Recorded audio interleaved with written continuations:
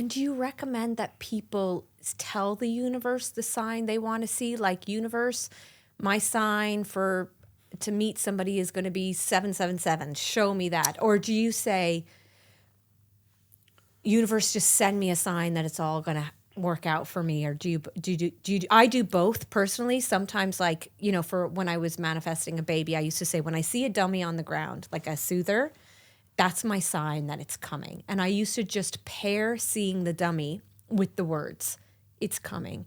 And that was just really, for me, signs for me were just to help me get that vibration back to, like, almost convincing myself it was going to happen, because I was in such a kind of a sad state. But now I just tell the universe, send me a sign, it's going to all work out. And then when the sign comes, you better believe, I believe it's a sign. I know it's a sign, because the minute I think, is that a sign? It's a sign. Yeah. There's different ways you can ask for signs. I think I always say, don't actually ask for the sign. Like, I want a sign. Because in a sense, what you're actually saying is, I don't want the sign. Because you're saying, I want the sign. You've got to move beyond wanting and actually write down and say, universe, I'm open and ready to receive a sign today that gives me proof that everything I'm manifesting is unfolding.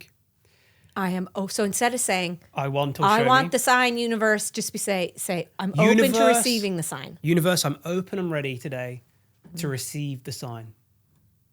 Because you're actually saying, I'm open, I'm ready. Yeah. And that's what I'd recommend.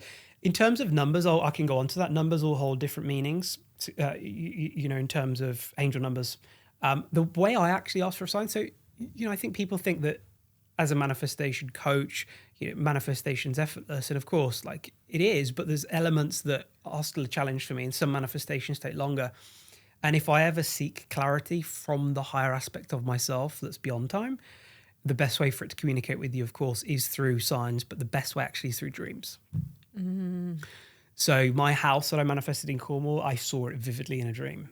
And there was a way that unfolded. So what I would do is I would write in my journal by my bed, tonight I will remember my dreams. I'll write that down 3 times. And I'll also say, and through my dreams tonight, I'm open and ready to receive a sign. And then I'll use Jose Silva's technique. He was big in America in like the 70s and 80s, where you actually project initially the issue that you're facing in manifestation onto like a mental screen. So you imagine that, hey, universe, this is like the issue. This is the problem that I'm seeking. And now I'm going to imagine handing you that as a solution to solve. So you actually finish the vision by going, now turn it into a solution to solve.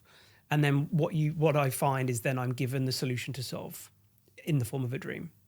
And that's why so many people might connect with a loved one in a dream, or go, oh, I met this person in a dream.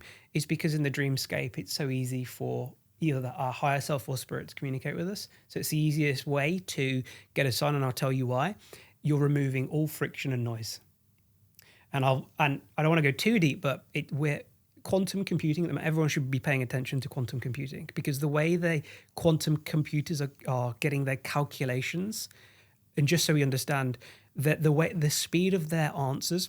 What's quantum computing? Okay, so great question.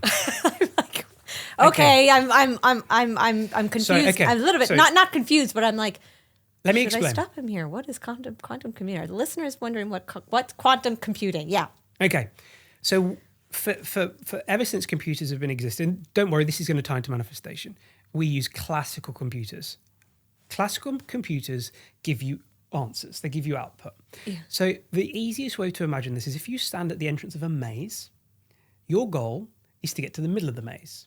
Now, everyone that's gone through a maze knows that you'll go down one path. Oh, dead end. You come back. You go down another path. Oh, dead end. You come back. So you do different calculations to eventually find your way to the middle. That's what a classical computer is. A quantum computer, and this is why it's mind-blowing, stands at the entrance of the maze and at the same time, instantaneously goes down all the paths at the same time and then gets to the middle. Why? Because it's leveraging the quantum field. It's leveraging what's called superposition in quantum physics, where the answer exists already.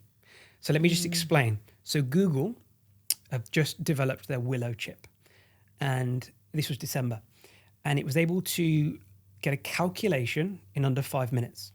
That would have taken their most advanced classical supercomputer trillions and trillions of years. Why? Because Willow got the answer from a parallel version of the universe. So Google themselves confirmed, oh, this ties into the many worlds interpretation that was first talked about in the 70s. The answer already existed, and Willow was just able to tap into the quantum realm to get it. Now, bringing this back to manifestation then, and what I was just saying about dreams. So how do quantum computers work? They are put in the coldest environments on Earth to be able to perform on a quantum level. And what they do is they remove all friction and noise that this physical world has. That's why they're like dunked deep in like ice cold temperatures. And when they're down there, there's no noise. They're able to get the answers from the quantum realm instantly, almost in a way. Whereas if it was warmer, there's too much noise, things happen, things break down. We are quantum computers. The answer, our manifestation already exists in the same place that those quantum computers are getting theirs from. So it makes sense then that when we dream, we're questioning the noise of our analytical mind. We're no longer doubting ourselves. We're not questioning. We're doing the same thing in a sense. And that's also what's happening in meditation, for example. Or why is it that we get more signs when we're present in life? Because when we're present, we turn down the noise.